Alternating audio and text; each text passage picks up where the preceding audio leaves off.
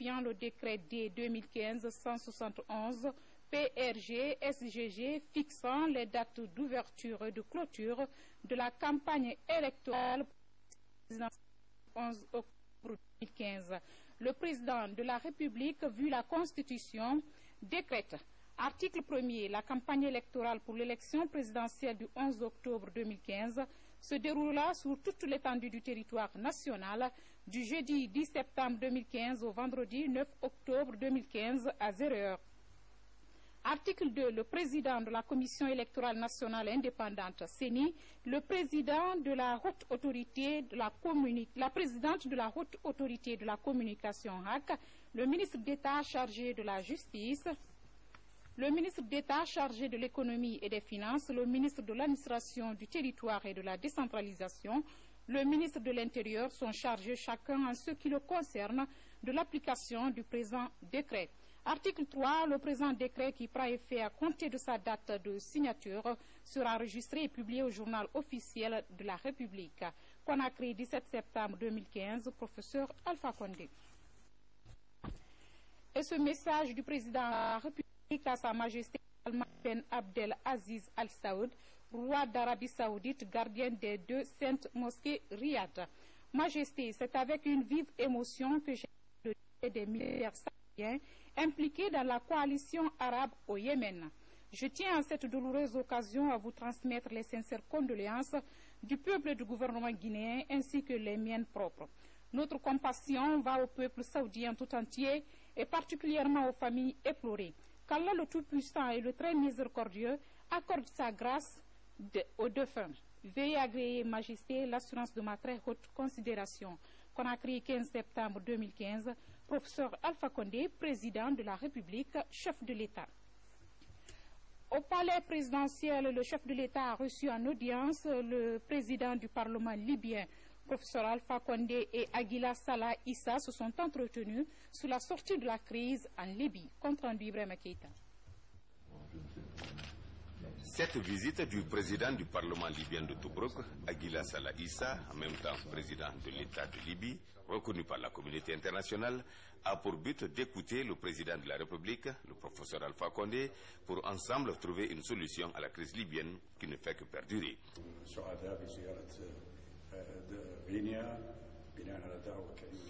Il a dit nous sommes venus ici par invitation officielle de notre frère, le président Alpha. On a dit beaucoup de problèmes en ce moment en Libye. Et la Libye, c'est un pays africain. Donc, on a dit confiance au monsieur le président Alpha à travers de leur expérience dans les dizaines des années dans le monde politique. Donc il est venu pour faire une solution à travers des présidents par l'Union africaine, trouver une solution pour la Libye. Le président de la République, Alpha Condé, a son invité de la Guinée et sa contribution auprès de ses pairs africains pour trouver une solution à la crise libyenne. Le pouvoir qui est reconnu par la communauté internationale est venu discuter pour voir comment nous, les Africains, pouvons aider nos frères de Libye à trouver une solution pour l'unité de la Libye et pour la Libye reprendre sa marche pour le développement profit du peuple libyen. La contribution de la Guinée dans la crise libyenne est désormais attendue selon les autorités libyennes.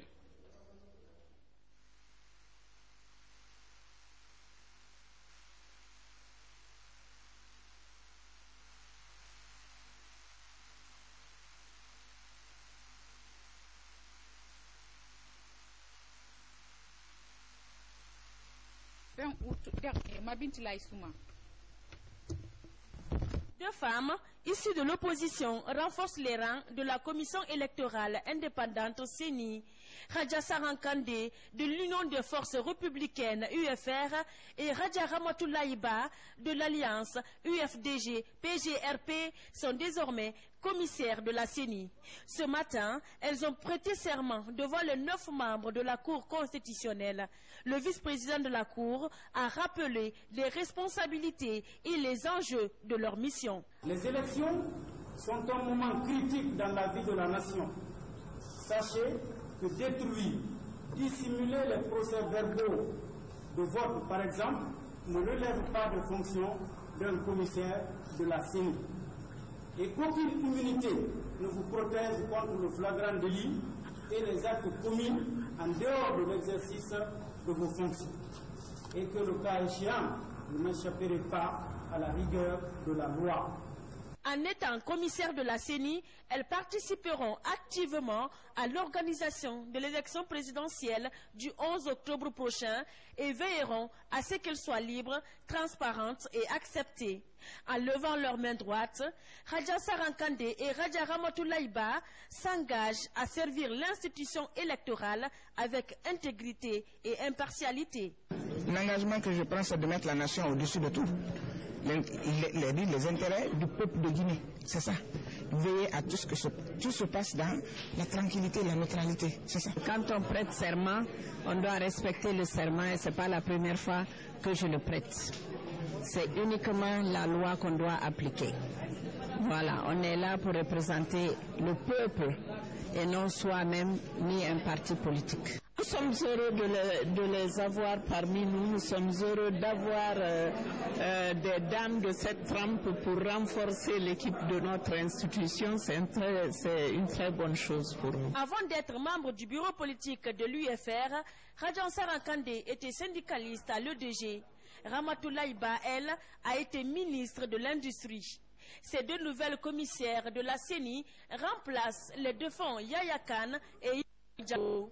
La nomination de ces deux femmes leaders avec les accords signés pour l'opposition et la mouvance le 20 août dernier. À la CENI, c'est une course contre la montre. L'institution s'active dans la plus grande transparence pour être dans le temps imparti. Les commissaires ont animé hier un point de presse pour expliquer l'état d'avancement des travaux et faire le point sur le traitement du fichier électoral. Makemedonzo. Le point de presse animé par la CENI a porté sur la présentation des activités en cours d'exécution au niveau du site central. Des opérations axées sur l'assainissement du fichier électoral. Selon l'institution, l'impression des documents électoraux tend vers la fin. Malgré quelques imprévus, le délai du 11 octobre est bien tenable, précise le porte-parole de la CENI. Un de nos techniciens informaticiens a été surpris en train de faire de l'indélicatesse. Il sélectionnait des électeurs d'une circonscription donnée, il les transférait à plus de 50 ou à 100 km de leur lieu de vote. Donc nous l'avons découvert à temps. Un certain nombre de préfets avaient été touchés. Et nous avons en corrigé la plupart. La date que nous avons fixée, nous ne serons pas incapables de la respecter. Le 11, les Guinéens iront au vote. La CENI compte également dans les jours à venir procéder à la formation des commissions de distribution des cartes d'électeurs et des membres des bureaux de vote. La plus grande innovation, ça va être la formation sur les commissions de réception des procès-verbaux. Ce sont des commissions qui existaient en 2013 qui n'ont pas bien fonctionné parce que nous avons connu des pertes de procès-verbaux et parce que également la formation n'avait jamais eu lieu. Et cette fois-ci, nous avons les possibilités pour assurer cette formation. À partir du 23 septembre, la commission électorale va entamer la distribution officielle des cartes d'électeurs et le 25, assurer le déploiement de l'ensemble du matériel essentiel à l'organisation d'un scrutin crédible sur toute l'étendue du territoire national. Et puis, le médiateur de la République, le journaliste Touré, a entamé une série de séances d'échange d'expériences avec les cadres des différents départements. Au ministère des Transports, le médiateur a expliqué la mission et les attributions de son institution avant d'insister sur la nécessité de renforcer la cohésion sociale au niveau de l'administration. Fodé Camara, compte rendu. Général Fassiné Touré assume aujourd'hui la lourde responsabilité de médiateur de la République. Une institution qui se veut comme un recours pour les administrés lésés dans leurs droits. Pourtant, ce maillon de la chaîne de mise en œuvre de la démocratie est méconnu au niveau de l'administration, ce qui motive des opérations de communication comme ici au ministère des Transports. Principale question en discussion, les procédures à suivre pour saisir cette structure et les attributions du médiateur de la République. Je me rends compte que le message est bien passé. On nous a accueillis dans la chaleur, il y a eu des débats fructueux Et je me rends compte que le message est passé, notre venue a été fort utile. Je suis content, je suis satisfait. Moi, je souhaite tout simplement que les Guinéens s'entendent. Ils sont liés, ce sont des frères et des sœurs. Qu'ils s'entendent, qu'ils entreprennent ensemble, qu'ils réussissent ensemble. Voilà ce que je souhaite. Je voudrais dire que j'en tire un avantage particulier parce que ceci sert à tout un chacun. Ce qu'il nous a dit, ça restera, je vous le garantis. Et nous prendrons toutes les dispositions pour faire une large diffusion des enseignements que nous avons ici pour qu'on s'en serve vraiment en tant qu'administration. Après le ministère des Transports, d'autres départements sont à la ligne de mire du médiateur de la République. Ceci pour expliquer clairement la mission de son institution. Des mots qui doivent trouver des effets favorables pour régler l'amiable les conflits au niveau de l'administration. À Mamou, ville Carrefour, la première dame de la République s'est tenue avec les de la localité. Une rencontre pour les exhorter à s'impliquer davantage dans leur la cohésion sociale. Ces notables de Mamou ont d'ailleurs promis de sensibiliser les jeunes à observer un comportement pacifique en cette période électorale. Compte rendu à Dragon. Nous voici à Mamou, la première dame de la République dans la politique communée avec la population à la base s'est rendue dans la notabilité. Au cours de cette rencontre, ces sages ont exprimé leur reconnaissance à la du chef de l'État, le professeur Andé, suite au nombre de réalisations déjà posées dans les juridictions. On est très satisfait de ce qui a été réalisé par là, de l'attention toute particulière qui nous a été accordée. Et Inch'Allah, nous ne serons pas ingrats. Que le Coran nous dit, un verset, Dieu a révélé à son prophète, salut soit sur lui, si vous demeurez reconnaissant à mon endroit, c'est Dieu qui le dit, mes bonheurs sont une j'augmente, j'en augmente. Si vous ne reconnaissez pas mes bienfaits, je peux encore vous créer des problèmes. Donc ici vous êtes sauvés. Après cette rencontre avec les sages de Mamou, la première dame de la République et sa suite se sont rendus chez le doyen El Hadj Boubacar Biro Diallo, ancien président de l'Assemblée nationale. Cet homme, témoin de plusieurs événements de notre pays, est revenu sur les mérites des autorités de la Troisième République. J'ai déjà dit au président que ce sont ces actes qui vont le faire réélire. Le peuple de Guinée n'est pas ingrat.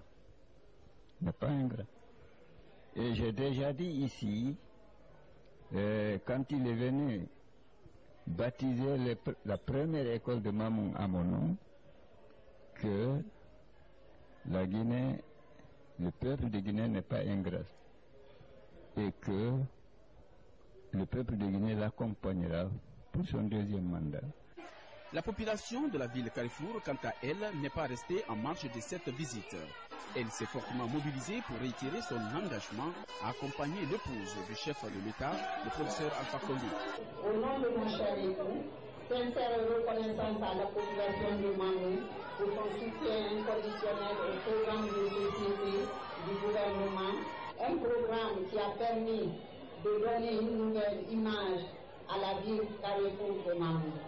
J'invite la population de Mamou à mener une campagne sans violence, donc civilisée. Nous sommes d'abord des frères et sœurs avant d'être des militants de partis politiques. J'appelle les femmes à être des actrices de la paix, car les différents candidats sont nos époux, nos frères, nos pères, et sans oublier notre sœur candidate. À travers nos sages conseils, nous pourrons renforcer les vertus de la démocratie, des vertus qui nous enseignent que l'intérêt du peuple prime sur tout autre intérêt. Après la ville Carrefour de Mamou, la première dame de la République a cette campagne de sensibilisation sur la préservation de la paix pendant cette période électorale. Dans la savane guinéenne à Mandiana, on va s'intéresser au chantier de la situation du 57e anniversaire prévu dans la région de Kankan. Plus d'une quinzaine d'infrastructures sont en cours de construction pour la modernisation et le développement de Montana. Les images sont commentées par Mohamed Alpha Baldi. Mandiana dans la dynamique du changement.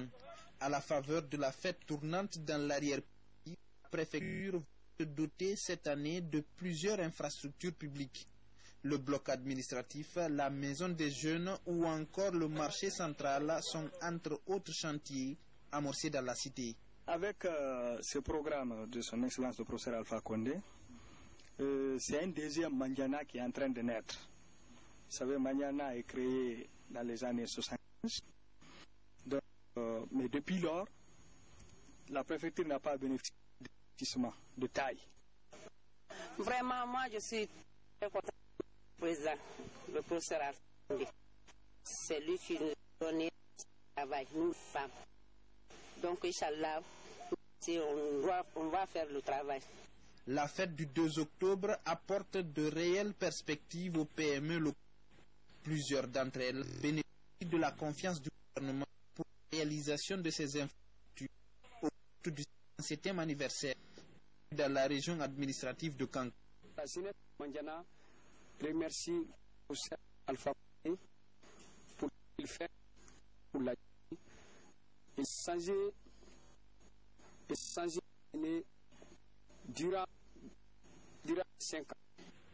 Cet investissement est une lumière à Mandiana et le travail de l'administration, favoriser la main-d'œuvre locale et permettre à la jeunesse de s'épanouir en toute confiance. Aménagement du territoire, l'on s'achemine vers la mise en place d'une politique efficace du foncier guinéen.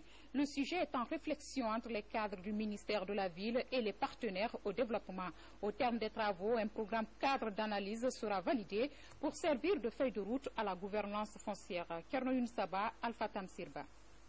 En Guinée, la problématique foncière et domaniale touche les zones rurales et urbaines. Face à cette préoccupation, le gouvernement amorce une politique de réforme assortie d'une gestion durable du foncier guinéen.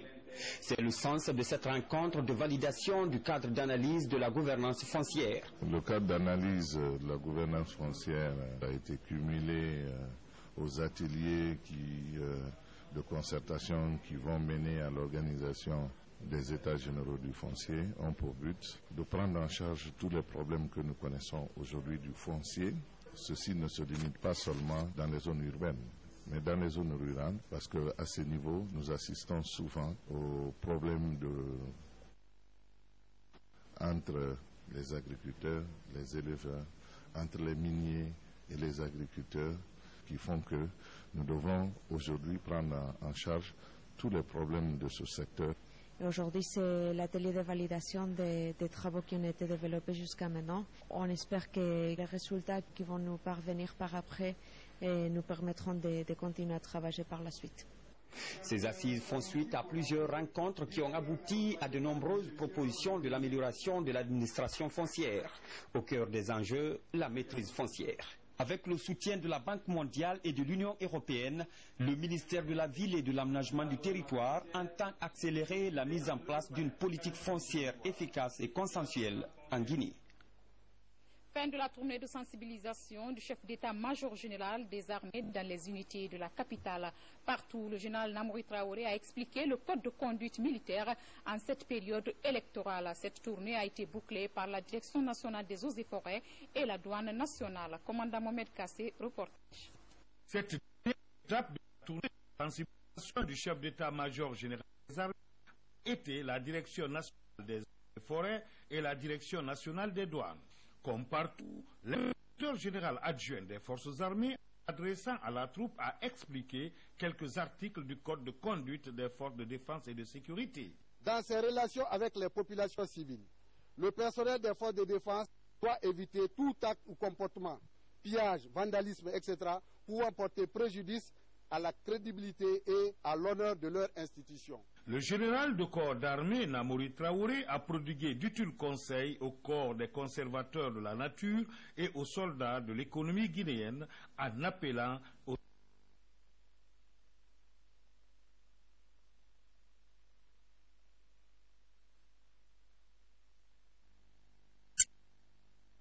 service de la nation.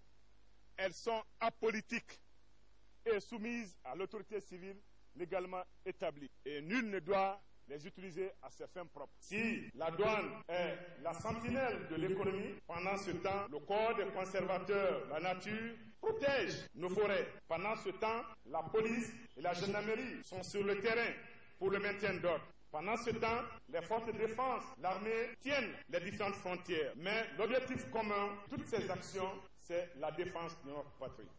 Pour le chef d'état-major général des armées, les corps militaires et paramilitaires sont au service de la nation et œuvrent tous au respect des textes juridiques élaborés par la réforme du secteur de sécurité engagée par la Troisième République. La mutuelle financière des femmes africaines, MUFA, ouvre ses portes à Farana, une initiative du chef de l'État destinée aux femmes afin de les aider à mettre en place des activités génératrices de revenus. Moussa Bangora, Silati Kourouma. C'est effectif. La ville de Farana a désormais sa MUFA, mutuelle financière des femmes africaines. À travers cette assemblée générale, plus de 200 groupements de femmes ont reçu des crédits revolving. Une initiative du chef de l'État à travers Afriland First Bank pour aider les femmes à créer les activités génératrices de revenus, mais également réduire la pauvreté en milieu rural.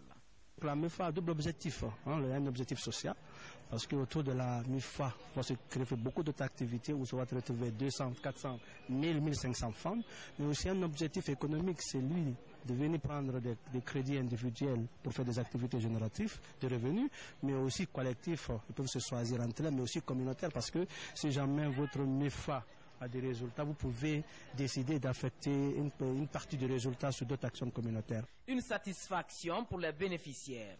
Elles s'engagent à rembourser selon les procédures de la banque. Sentiment de joie.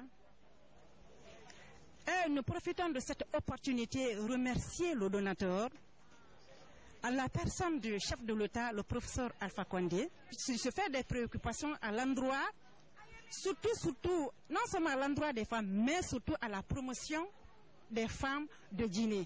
Dont les travaux se sont déroulés à Farana dans l'entente, dans la compréhension, nous souhaitons que ça continue dans le même élan et que la mutuelle continue avec le respect des textes juridiques mis sur pied alors pour la marche de la mutuelle à Farana.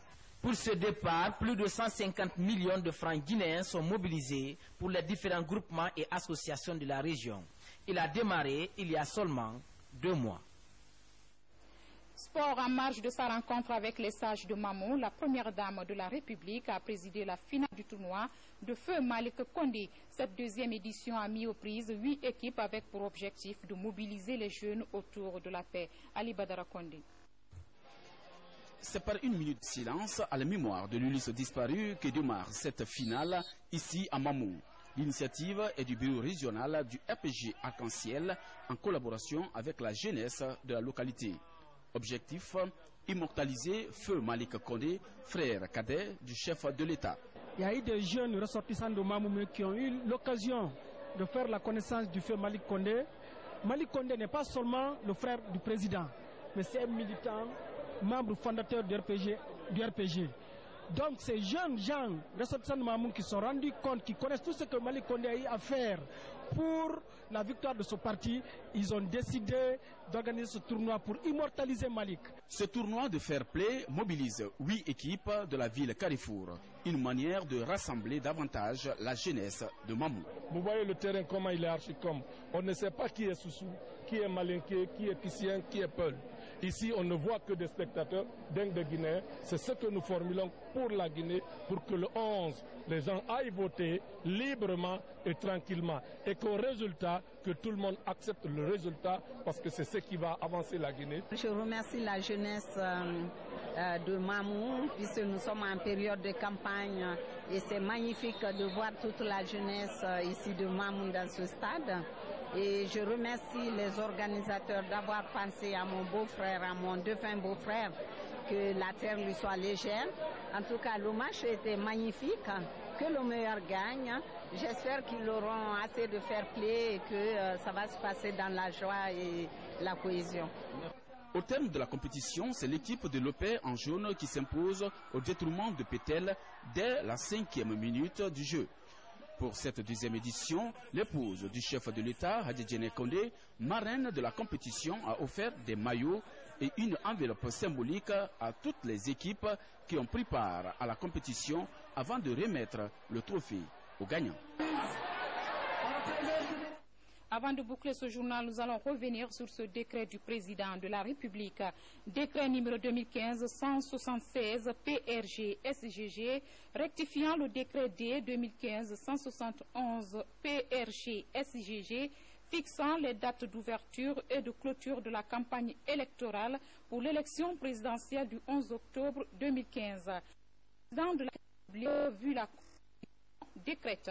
Article 1er. La campagne électorale pour l'élection présidentielle du 11 octobre 2015 se déroulera sur toute l'étendue du territoire national du jeudi 10 septembre 2015 au vendredi 9 octobre 2015 à 0h. Article 2. Le président de la Commission électorale nationale indépendante CENI, la présidente de la Haute Autorité de la Communication HAC, le ministre d'État chargé de la Justice, le ministre d'État chargé de l'économie et des finances, le ministre de l'administration du territoire et de la décentralisation, le ministre de l'Intérieur sont chargés, chacun qui le concerne, de l'application du présent décret. Article 3. Le présent décret qui prend effet à compter de sa date de signature sera enregistré et publié au journal officiel de la République.